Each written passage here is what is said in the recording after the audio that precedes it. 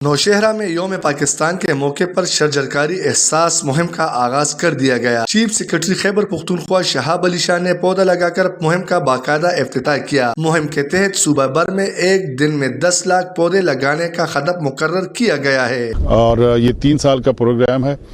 इसमें हम पौधे लगाने से लेकर उनकी 3 साल तक वाटरिंग, उनकी वॉच एंड वार्ड, ये तमाम इस प्लान का हिस्सा हैं। और हमने अपने आप को चैलेंज करने के लिए 14 अगस्त के लिए हम इंशाअल्लाह प्लान बना रहे हैं कि हम फिर 14 लाख पौधे लगाएंगे। दूसरी जानिब डिप्टी कमिश्नर ऑफिस नौशहरा में डिप्टी कमिश्नर नौशहरा ने पौधा लगाकर शजरकारी मुहिम का इफ्तिताह कर दिया। खैबर पख्तूनख्वा के 285 मकामात पर बैक वक्त शजरकारी सरगर्मियां जारी है। वहाँ पर आज 15,000 सैंपल्स लगाए गए हैं।